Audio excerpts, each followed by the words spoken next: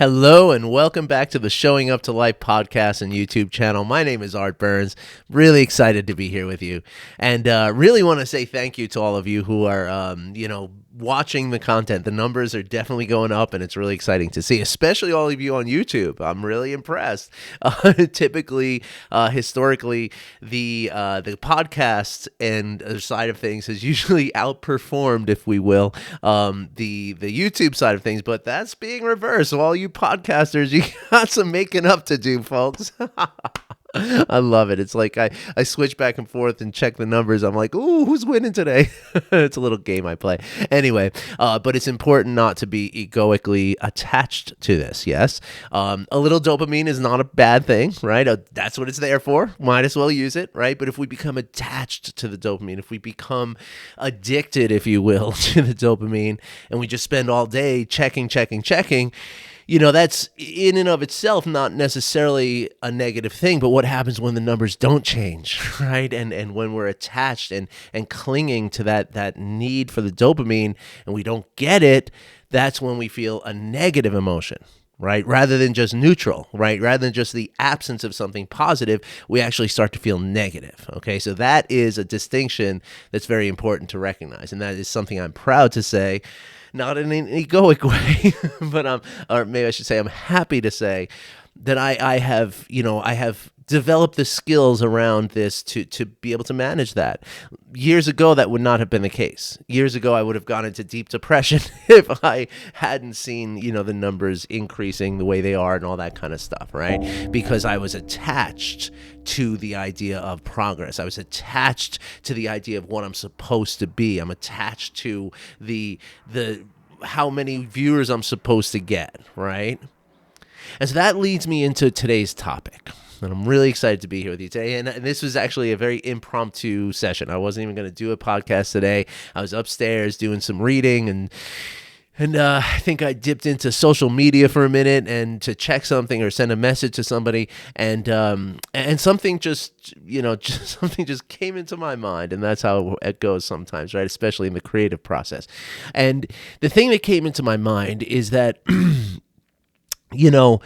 when I started doing this work as a coach, right, there was really a really interesting theme has been there since the very, very moment I started, thinking about becoming this coach, right?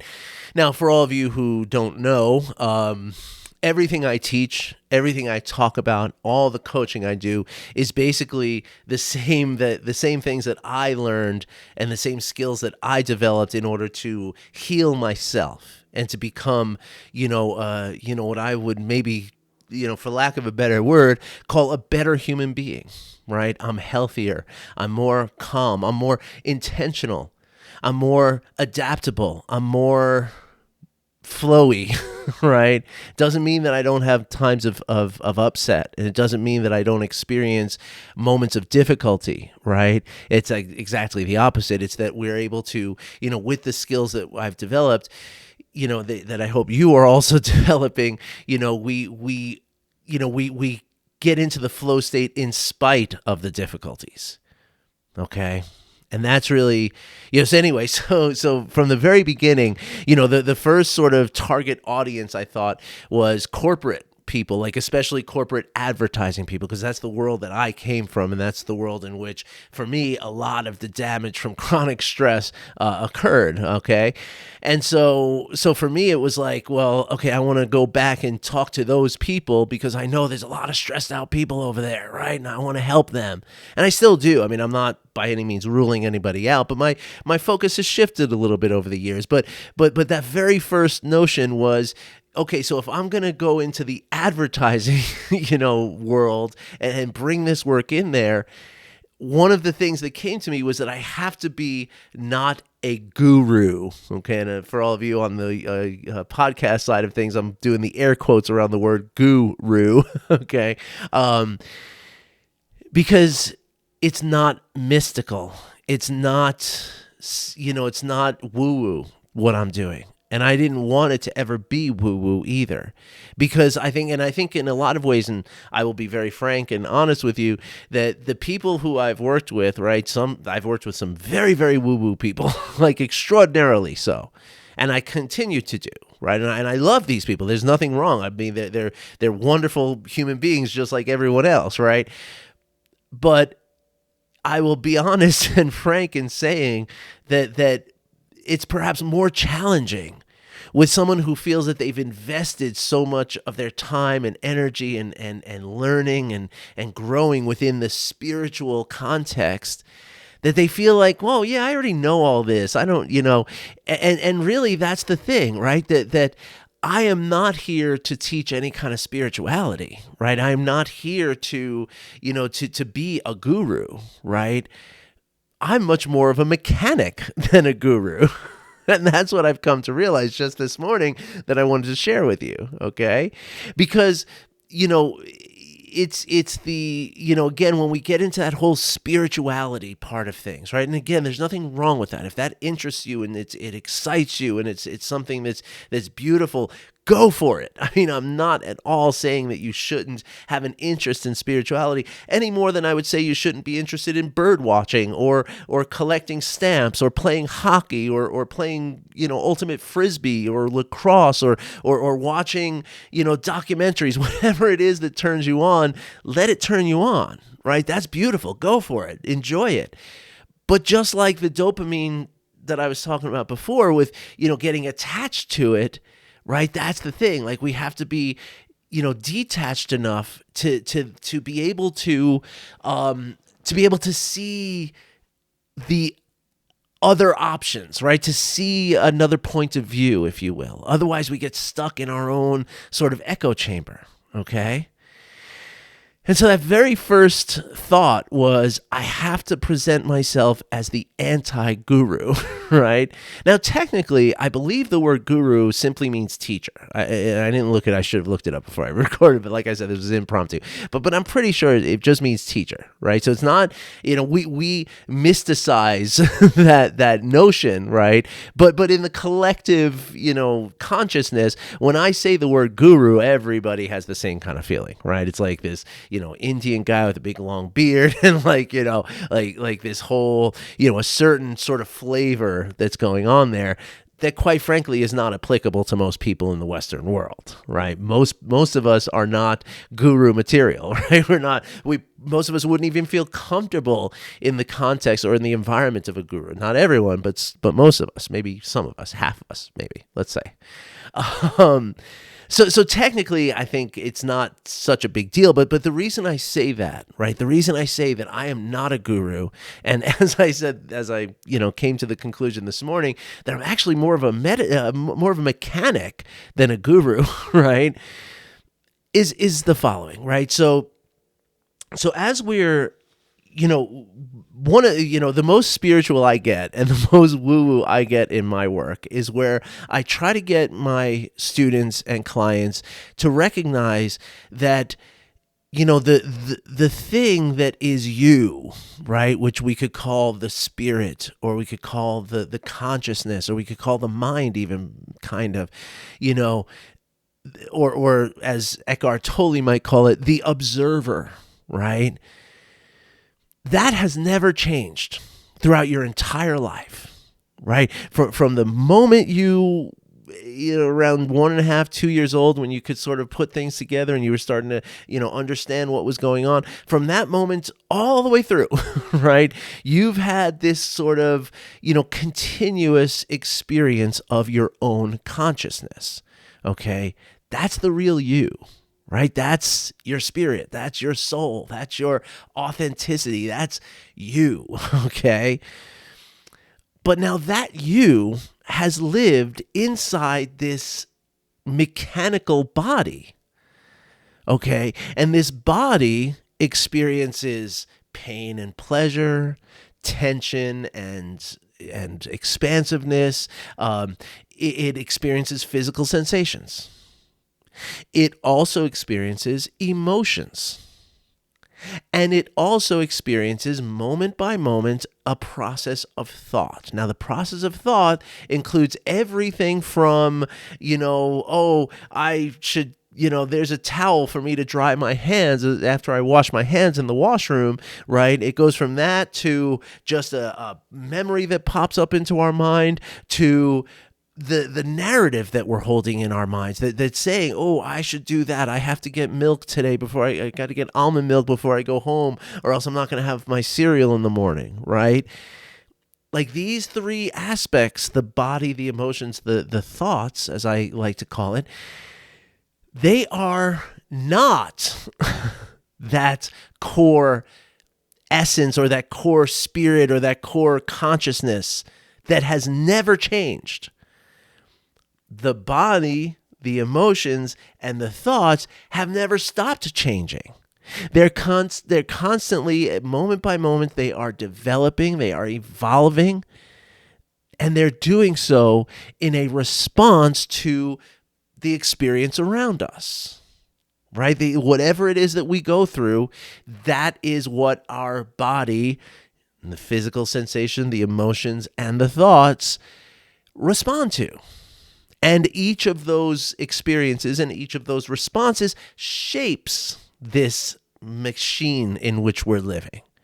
And it makes us either more reactive or less reactive. It gives us, it moves us towards stress or away from stress, right? And so what I do as a non-guru, or again, like a mechanic almost, is I teach people the very simple practices that cultivate a skillfulness of handling this machine in which we're living, right? So that we learn how we respond to things. We learn, how the story in our mind, influences the way we see things. We learn what happens when we grasp onto some idea, or what happens when we're aversive to another idea and resistant to what is arising in the present moment, right? Now, again, there's only one way to get here, right? And that's the thing, right? That when I say this, right? Like if you're in a place of relative calm, which I assume you're watching a podcast, maybe I'm the guy that you turn to make yourself calm down, which is beautiful. I love that, but I'm guessing that right now you're feeling like you're in a place of relative calm because you're able to watch this and pay attention to it, or listen to this and pay attention to it. Maybe you're driving your car or whatever. Hi, by the way. As we're, in this moment that you're feeling this relative calm, right? You might get the sensation and the notion in your mind that, I can handle this. I can just remember to be present. I can remember to let go of the things that I'm attached to. I can remember to accept what I'm resisting. And I can remember to look for where I'm being aversive or clinging to something, right? And you wouldn't be wrong to say that, right? In this moment, in this mind, in this current state of the machine in which you live, yeah, that's true. If you were like this the whole time, sure, you could, definitely. But the thing is that life reaches out to us, okay? Sometimes life reaches out to us with a warm hug, and sometimes it reaches out with a smack on the cheek, right? But one way or the other, life is going to push us into what we might call our survival mode, right? Which is, again, part of the way the body works, right? When you experience a state of aversion or clinging, right? When we're resisting something or we're attached to something, right? There's going to automatically arise within this machine negative emotions. Fear, anger, resentment, grief, what have you. And those negative emotions are going to produce a body sensation, which again, if we're in the negative side of things, that is going to look like tension and stress in the body. Now, what we know through straight up neuroscience, not just woo, although woo does, the more enlightened people, the Buddha knew about this, and the more enlightened gurus out there know about this, but from a strictly scientific standpoint, the tension in our body and that negative emotion that we're experiencing limits us in the way that story in our mind is going to happen. It limits the potential that we see. So we're going to become more pessimistic in our thoughts. We're going to become more catastrophizing in our thoughts. We're going to become more critical of ourselves and others in that mindset. Okay, in that mental state, let's say, not mindset, let's say mental state, because mindset has a whole different connotation to it. And so therefore, those catastrophizing and pessimistic and critical thoughts and stories that arise are going to produce more negative emotions, which produce more tension, which produce more of the catastrophizing, pessimistic, and critical thoughts, which now we're locked in it, right? And we are completely, just along for the ride at that point. It's like if we were riding a horse, we might as well be riding it backwards. Like we have no control over what's happening, even our thoughts, right? We can't even, we can't trust that our thoughts are clean and neutral because of how they're influenced by the tension and the emotions, okay? Now, when we learn the skills, when you come to the mechanic shop here at Art Burns Coaching and the mechanic opens up the hood and shows you this, this here is why that happens. That's why this happens. This is how this happens. This is how this happens. And of course there is an instructional aspect to it, right? It's helpful to learn and to understand, why this stuff happens, right? Just like I'm just explaining to you now about how the emotions, the physical sensations, and the thoughts, and the mental process, the cognitive process, how they all are not standalone features of our experience, but instead they are a causal cycle or causative cycle that's happening moment by moment throughout our entire lives. There's never a time where this is not happening. It's either happening in a positive cycle or it's happening in a negative cycle 100% of the time. Now, I guess I should say there are times where we feel neutral. I can say that, yes. Very few, but there are some times that we're feeling neutral. So what then the ultimate benefit of the skills that we pardon me, folks, I just had to unplug this so my battery doesn't fry here. What then we're talking about here, right? As we start to cultivate this, not only a cognitive understanding of how my physical body, how my emotions, and how the cognitive process in my mind works, and even in my physical brain works, that leads to, and again, not just understanding it, but it's also about practicing and doing practices that allow us to see it and allow us to work with it, okay? And then ultimately what this all boils down to, the sum total, the bottom line of all of this is the ability to live with intention. And this, my friends, is the most beautiful thing we can have. Right? Because again, as I said, when we get lost in that cycle, right, especially on the negative side, but it's also on the positive side, when we're lost in that cycle, we really we're not living with any intention there. We're, again, just along for the ride. There's many people who challenge, I think correctly, challenge the notion of free will, right? Because we're always, everything that we think, everything we decide, everything we choose, all of our opinions, all of our judgments, all of our discernments are all coming from this cycle. And so that's why without the skillfulness to be objective and to have a little separation from the thing that is the observer that's never changed, but that's living in this body that has this behavior sort of, sequence and parameters and stuff like that, right? That once we see all that, now we can live with intention, because otherwise we're, again, riding backwards on the horse, which is no intention, right? And so as we cultivate these skills, and that's really what the skillfulness is the skillfulness of intentionality, you get to decide. Right? You get to decide how you're going to manage your way through this cycle that we're talking about. Now, New Age gurus, the pop psychology gurus of the world, will tell you that the benefit here is to control something and to be, positive all the time. Right? To live in the positive cycle and therefore manifest a positive life. Now, I'm not going to dismiss that out of hand. There's a lot of truth to that. However, there's an underlying reality that I think it ignores. That whole concept of just, positivity, it becomes toxic in a sense, right? Because we don't control any of it. Right. Intentionality does not equal control. I don't know what I'm going to title this. That could be the title of this episode, but I was thinking about something else. You'll see what I come up with.